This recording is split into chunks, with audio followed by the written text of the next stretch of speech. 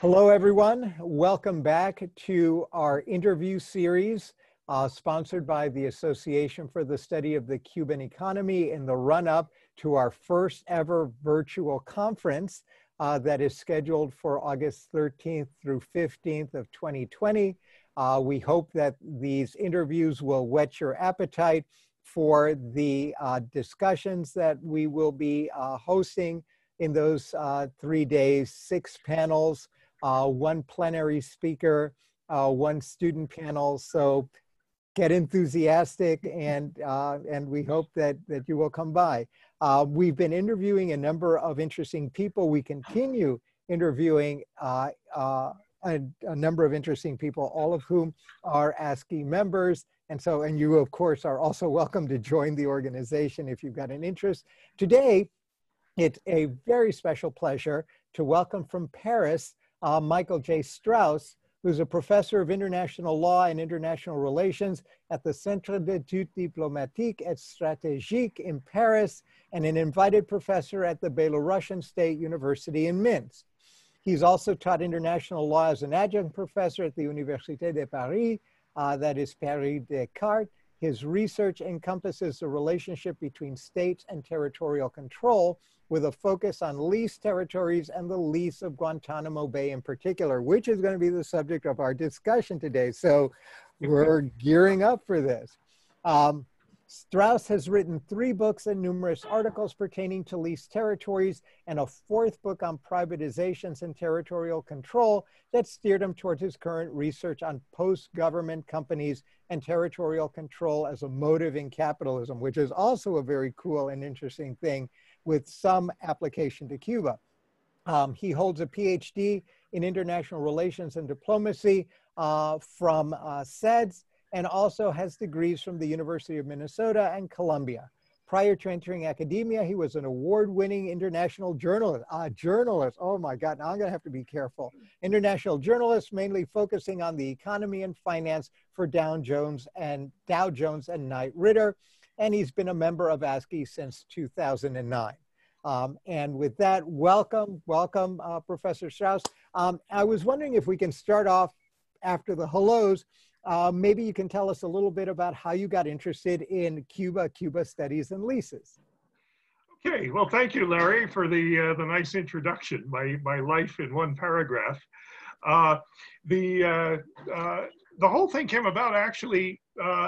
It started not from a particular interest in Cuba. It started from an interest in leases of territory between countries, which is what I did when I did my PhD dissertation.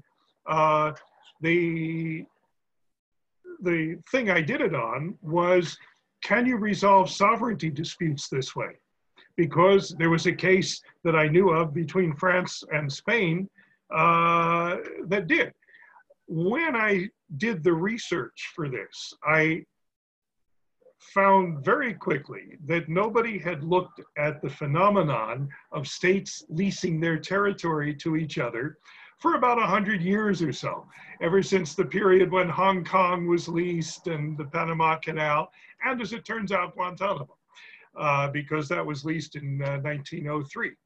In any case, somebody in New York at City University found out I knew something about leases of territory. Their law school was putting on a symposium about Guantanamo, and they needed somebody other than, I suppose, a human rights lawyer to explain what this lease was all about. So they asked me to come, and I talked about, that's when I started looking at the lease at Guantanamo more closely. After the symposium, they asked me to do an article for the law review. So I did that, and I looked even more closely at the lease, and it started to become pretty interesting. You went down the rabbit hole then. I'm afraid so, because there was too much information for the article. I had to do a book. So that came later about the lease. In any case, what became abundantly obvious was that this lease at Guantanamo between the United States and Cuba was far more interesting than the ones I did my PhD dissertation about, because it was a very sloppily done, quickly done, very short arrangement that turned out to make Guantanamo kind of a laboratory of American law, of Cuban law, of international law.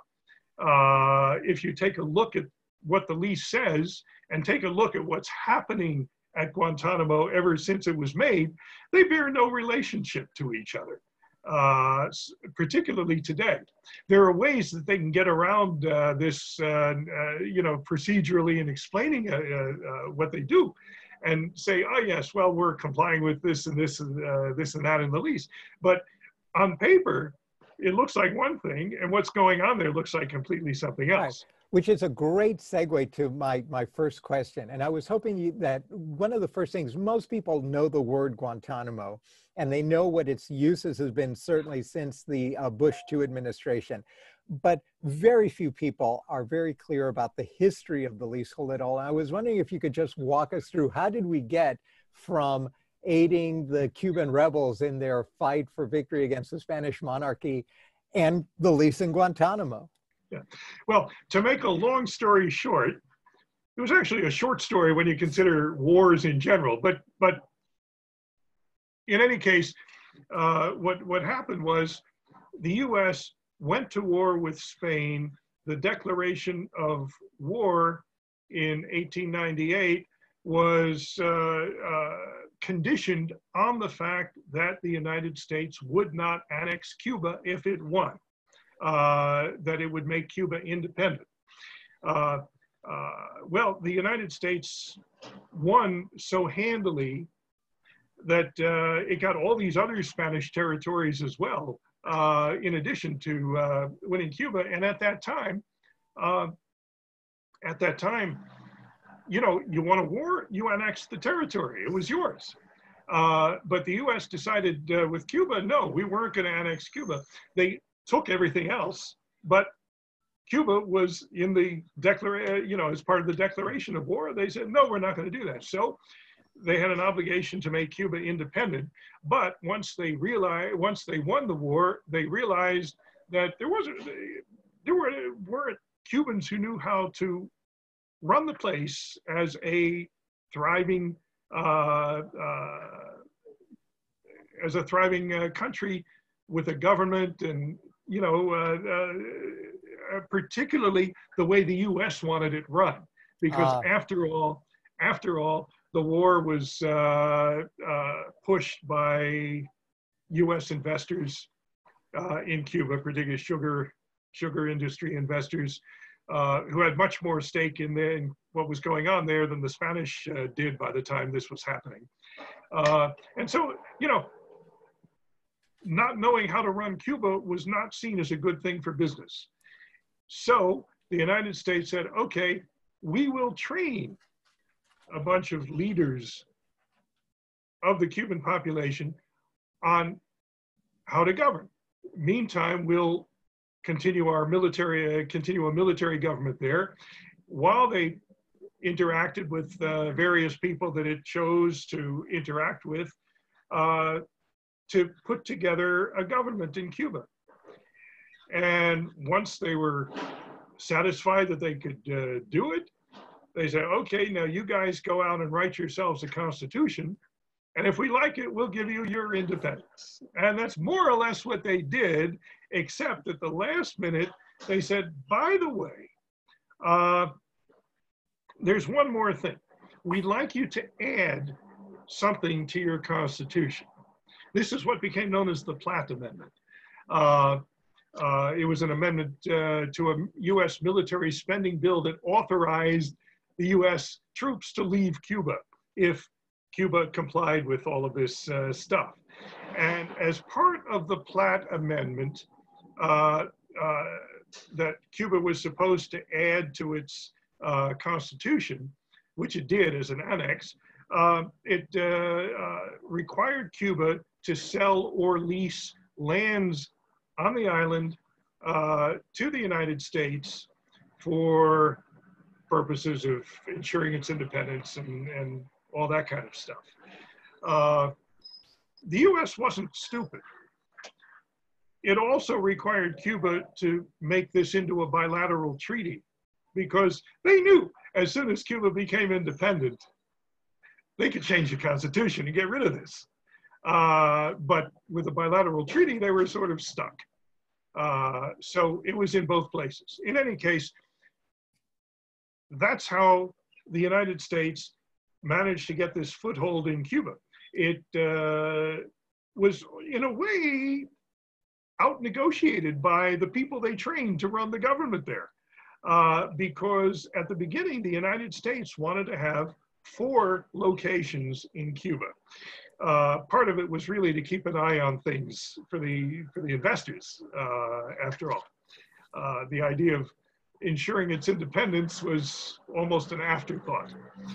But essentially, the United States wanted to 4 areas, and the new Cuban government, through its negotiators, held them to 2, and it held them to leasing the areas instead of buying them. Now, nobody knew what kind of purchase might have happened. It might have simply been a purchase under Cuban law, or it might have been an actual cession of territory. Okay, yeah, sovereign purchase, yeah. But in this case, it was a bilateral lease that was made for 2 areas, Guantanamo in the southeast, and then in the north, a little area called Bahia Honda, that the United States never really used, and it reverted back to Cuba after about a decade. But the lease was made toward the end, well, the lease was made in 1903, and it consisted of 2 documents. One was an executive agreement between the 2 governments, as President Estrada and President Roosevelt just did it between themselves. And that became the framework for the lease.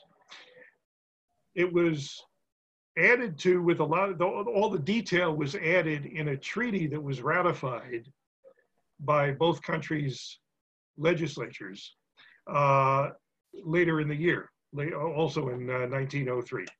So the lease was actually comprised of these 2 documents, both of which were pretty vague and created all sorts of problems interpreting it that went on for years, such as the lease, the framework of the lease gave the United States something, the exact wording is complete jurisdiction and control for the time necessary for naval and coaling stations, okay? While both countries recognized that Cuba would have, quote unquote, in English at least, ultimate sovereignty over Cuba would have ultimate sovereignty over Guantanamo, and at the beginning Bahia Honda too. Ultimate, of course, means more than one thing. Ultimate can mean sort of an underlying definitive sovereignty, or it can mean sort of a final, time-oriented sovereignty. One of the mysteries of this lease is that the Spanish version was much clearer. It said soberanía definitiva. Why the US version, the English version, didn't simply say definitive sovereignty, I don't know. There doesn't seem to be anything in the negotiating documents to explain that point, or a lot of other points for that matter. But in any case, that's how the United States got Guantanamo. For the time necessary for coaling or naval stations, and for no other purpose, because the lease said that too. It had to be either a coaling station or a naval station. Now, coaling station, well, that was because all the naval ships used coal at that time. And if the United States was going to project its power by sending its ships out in the world, they didn't want to run out of fuel. So they leased areas around the world, from Hawaii to a little piece on Hawaii to Cuba to various other places, and one in Cuba was Guantanamo, to have these big coal piles. That gave Guantanamo its first problem, really, theoretically, because it wasn't really a problem. Insofar as the Cuban government and the United States government were very friendly toward each other. And so whatever the United States wanted in those days, Cuba said basically, okay. What happened was maybe a decade after they made the leases, after about 1910, the United States said, okay, well, they found enough oil in the US, we think we can convert our naval ships to oil. Before, they didn't want to do that until they knew there was enough. But by 1910, they had found enough, and oil was a much better fuel to use for ships. And so the coaling station at Guantanamo became an oil depot. And Cuba was fine with that. However, that could have had enormous consequences, because when you have a naval base in a foreign country, a naval base becomes a legitimate target during wartime. So an enemy of the United States could legitimately attack Guantanamo, even if Cuba is not involved in the conflict. That's how it works under international law. If the naval base supports the military structure during wartime, it becomes a legitimate target. Well, somebody bombs a pile of coal, and not much is going to happen other than the coal will burn. But if somebody bombs a bunch of oil tanks, there you got all sorts of potential for explosions, disasters, pollution of the water that is not going to stay in the leased area, but is going to flow out into the area that Cuban fishermen use. So you had, this very loose interpretation of coaling station, and it was not until 2004 that the United States Navy, in a technical publication, said, yes, to this day, we abide by the terms of the lease by using Guantanamo as a place for fuel, place to store fuel. Well, okay, so coal became fuel. Coal became fuel, which raises a very interesting question, because there are naval ships that happen to run on nuclear fuel. And the United States and Cuba had a slight problem over nuclear things in 1962. So does this mean that the United States might have had at some point, or may still have, nuclear fuel at Guantanamo? Well, they're certainly not telling us. They're not going to tell anybody if that happens. I'm sure of that. Yeah. Well, let me ask you a question. If I Yes. remember correctly, the lease did not remain pure, that is, untouched, after 1903. But indeed, wasn't there an amendment or a series of amendments between 1903 and 1959? Well, the main thing that happened was the Treaty of Relations in 1934. Because what that did was that got rid of most of the Platt Amendment, most of the other clauses in the Platt Amendment, but it kept this one. It reaffirmed the lease, but it happened to say that the lease would remain in effect until both parties agreed to end it, or the U.S. abandoned the territory. That raised a really interesting question, because what is abandonment in a legal sense? If all the soldiers at Guantanamo decide to go into, say, the town of Guantanamo on a Saturday night for some fun at the bars, did they abandon the base? Do you have to have all of the soldiers stationed there abandon it, or can there be a few left? Anyway, it raised some rather interesting theoretical questions. What constitutes abandonment? And who can do it? Because one of the interesting things about that is under the Obama administration, where there was an effort to normalize relations, Cuba had two demands. One was to get rid of the trade embargo. Okay, that's, that's expected. The other is to give us back control over Guantanamo. And the 1934 Treaty of Relations said how that could be done. One of the ways was abandonment, which means that you don't need any congressional approval in the United States. Because it's a foreign base, it doesn't come under the US government's processes for closing military bases, because closing a foreign base may not be up to the US. There have been cases where in wartime, in Southeast Asia, military bases were abandoned by the decision of the commander at the base. So it could end up being a decision at a level that low. Anyway, because the framework agreement was also an executive agreement back in 1903, it could be argued that the lease could end also by executive agreement. There are all sorts of ways that the United States could give control of Guantanamo back to Cuba without going through the United States Congress. Abandoning, doing a new executive agreement, and a couple of other things, a couple of other options. Did Cuba have any hope that this would happen? Not that I could tell. This is after 1959, I'm assuming. Yes, yes, of course. Things changed a little bit in 1959.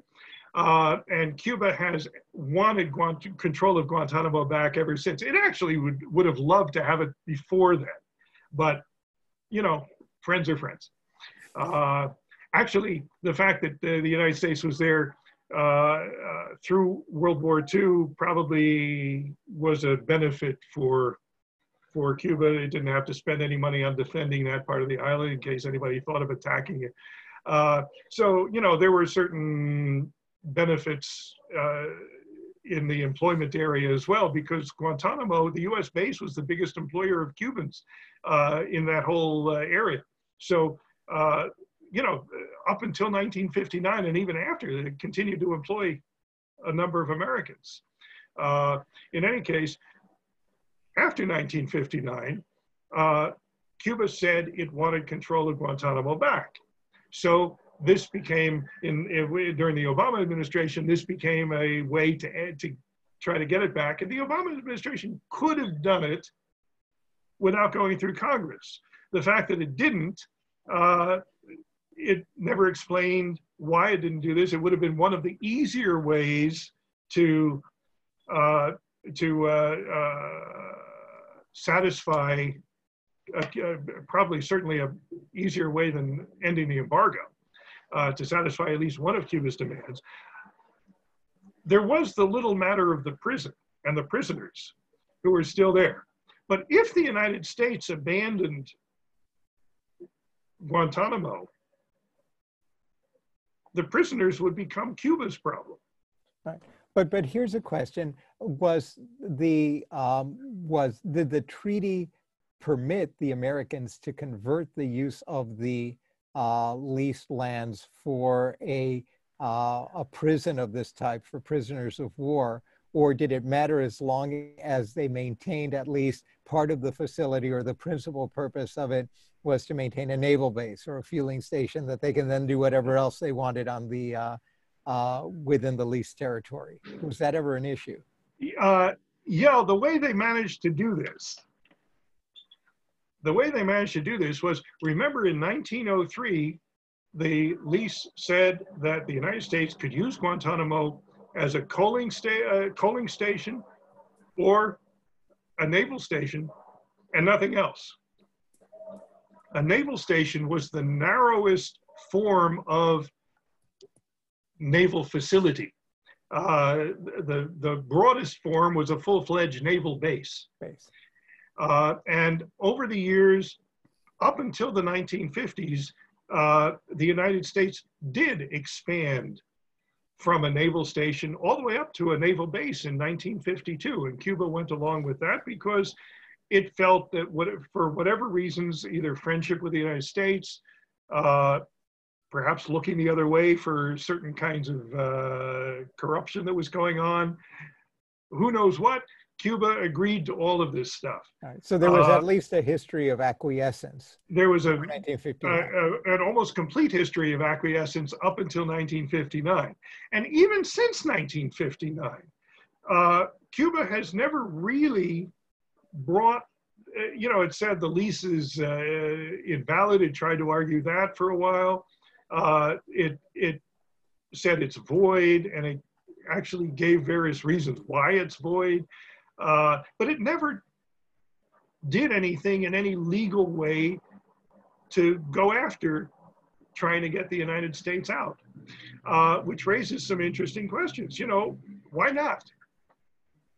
Well, it did turn out that Guantanamo became the place where the United States and Cuba had informal relations all the way through the period where there were no formal diplomatic relations. So it was literally a back door. It was a back door, and it started out because the commander of the base and the local officials in the Cuban towns around it had common interests.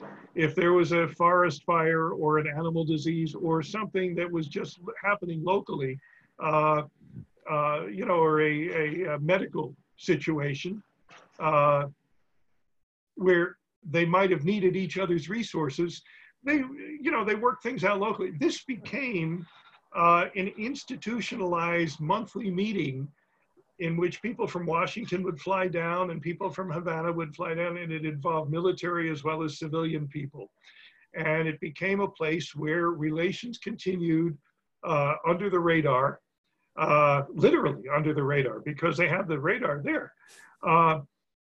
But where negotiations and other things went on.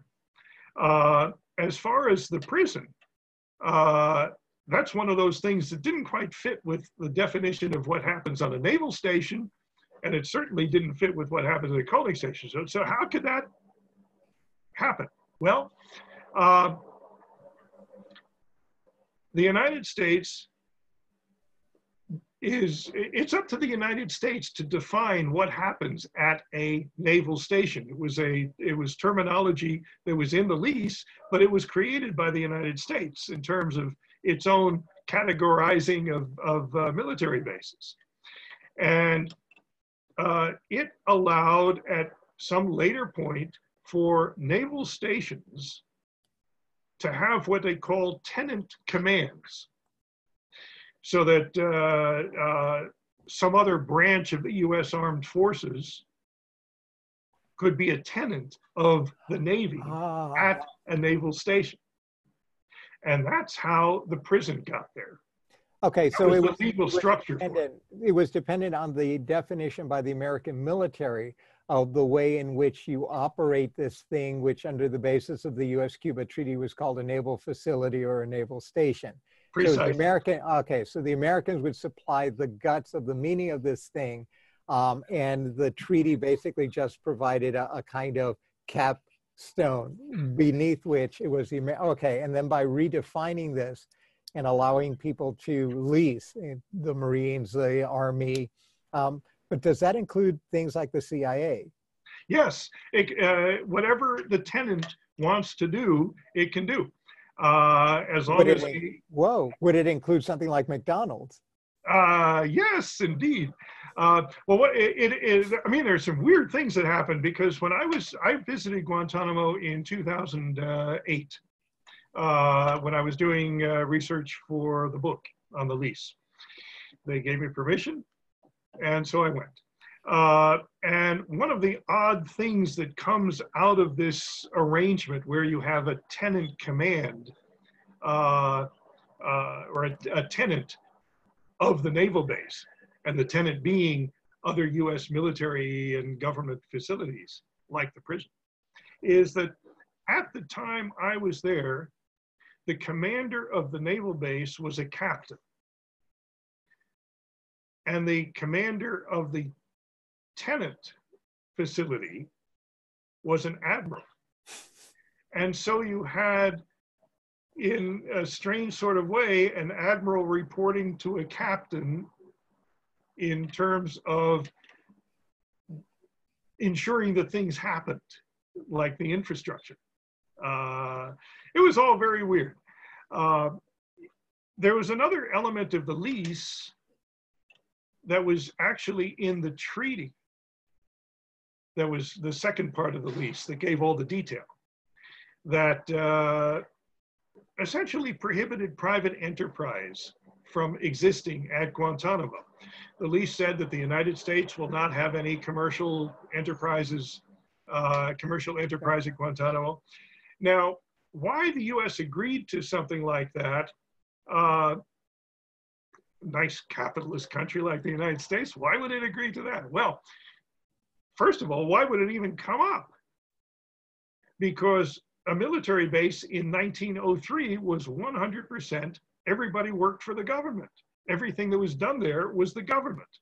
It was a perfect socialist environment.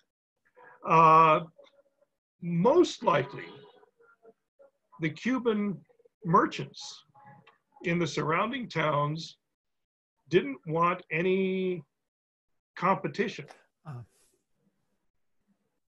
Because, you know, in those days, people could come on and off the base. The Cuban workers would come on and the soldiers would go off to the bars and things like that. And so most likely this came about because of requests or demands by the Cuban merchants, who stood to lose a lot of business if the big populated base had its own commercial activities. Right. Became closed off. Yeah. Right. So for the US, in those days, they didn't have any idea that anything in a naval base could be a private enterprise. So they agreed to it, and it was kind of a throwaway agreement because they were agreeing not to do something they wouldn't have done anyway, have private enterprise at Guantanamo.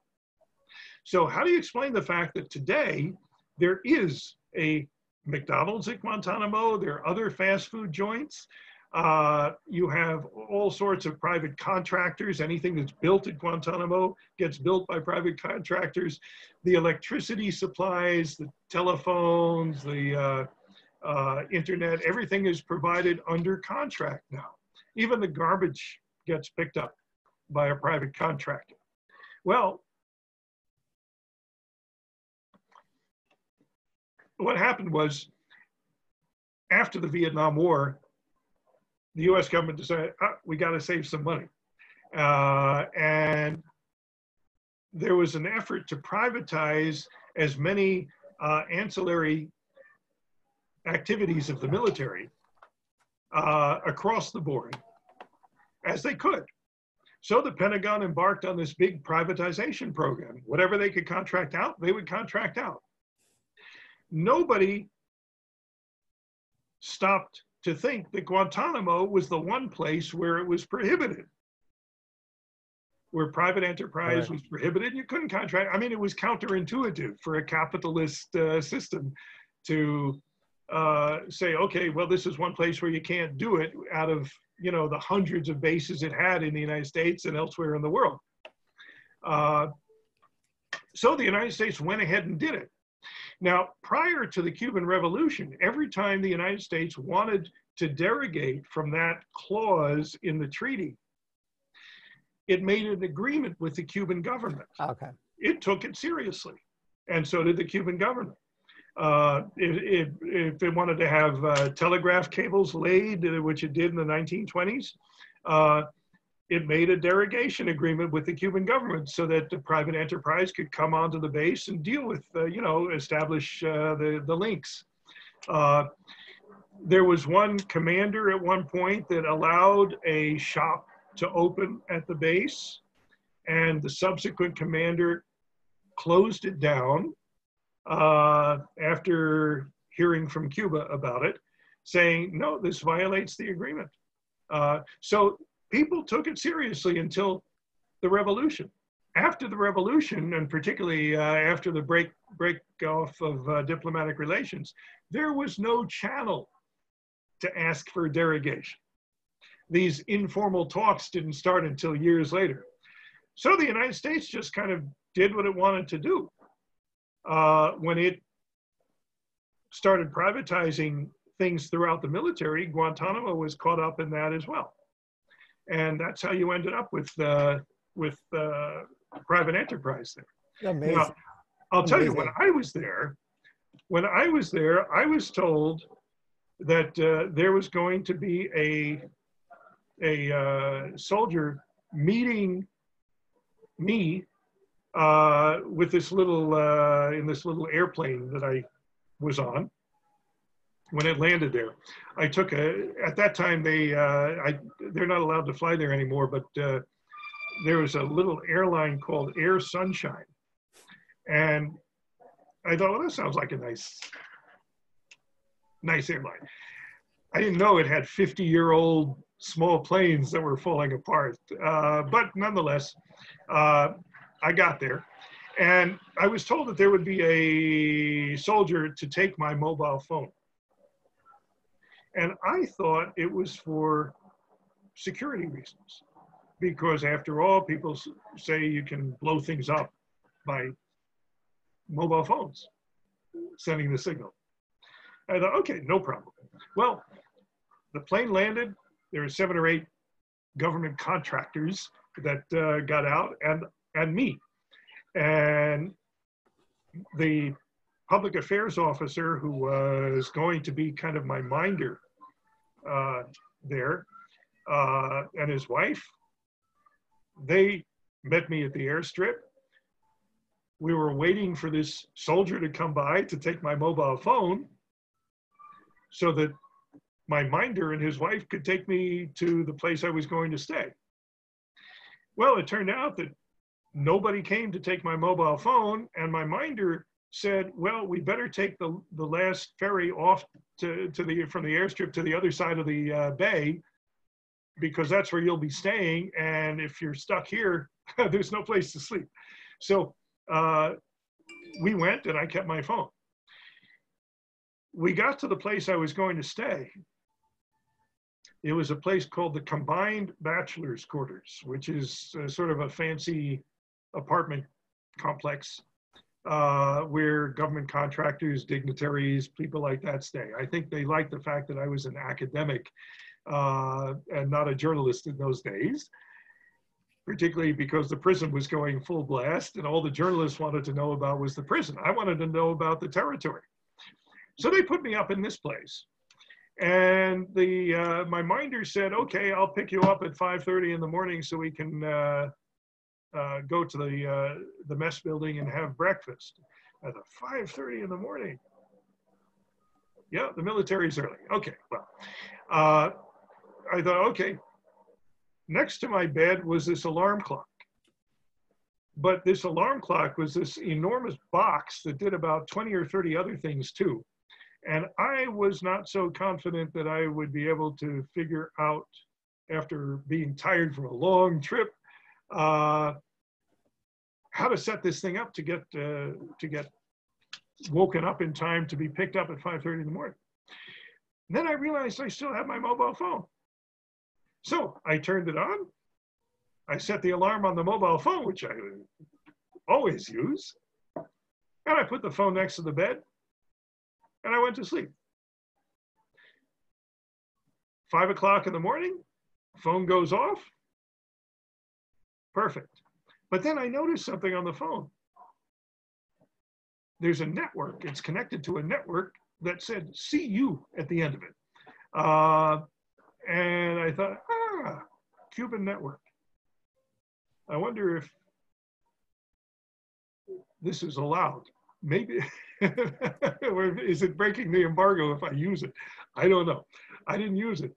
Though my minder came by in his car at 5:30 as planned, and I showed this to him. I said, "Is this a Cuban network?" And he said, "Yeah." Don't show that to anybody. Yeah. There you go. There you go. Well, it is time to wrap this up, and I'd love to talk to you some more. This has just been fabulously interesting, and maybe if we have popular demand, I will bring you back and we can do some more chatting about Guantanamo and leases. There's still a lot of unexplored territory. We barely scratched the surface. So I wanted to take this opportunity to thank you again for your kindness in letting us intrude on your day and to chat with us a little bit about Guantanamo. Really appreciate it. And I know that you will be at our conference, and I hope that our listeners will as well. And I promise we will chat some more about Guantanamo. So again, thank you very, very much. Okay, well, Larry, thank you. You didn't know what you were going to get into when you asked a simple question. I suppose there's no such I didn't either, but right. There's no such thing. That's the beauty of what we're doing live, but what other people will see when it's not live. That's right. So again, thank you very much, and we will see you again. Okay, and thank you.